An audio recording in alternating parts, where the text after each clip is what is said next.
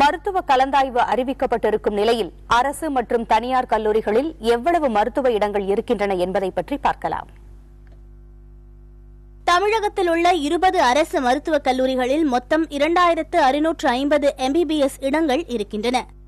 அதில் 2253 இடங்கள் மாநில ஒதுக்கீடாகவும் 397 இடங்கள் அகில இந்திய ஒதுக்கீடாகவும் உள்ளன.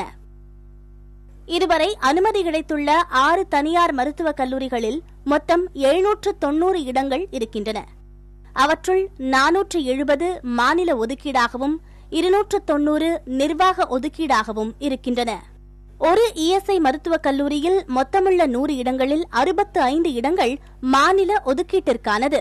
மீதமுள்ள 35இல் 15 அகில இந்திய ஒதுக்கீட்டிற்கும் 20 இடங்கள் இஎஸ்ஐ பணியாளர்களுக்கும் ஒதுக்கப்படுகின்றன. ஒரு அரசு பல்மருத்துவக் கல்லூரியில் மொத்தமுள்ள 100 இடங்களில் 85 மாநில ஒதுக்கீட்டு இடங்கள், 15 அகில இந்திய ஒதுக்கீட்டு இடங்களாகும். அனுமதி கிடைத்திருக்கும் 17 தனியார் பல்மருத்துவக் கல்லூரிகளில் மொத்தம் இருக்கும் 1610 இடங்களில் 970 மாநில ஒதுக்கீட்டிற்கானது, 640 இடங்கள் நிர்வாக ஒதுக்கீடாகும். புதிய தலைமுறைக்காக அபிநயா.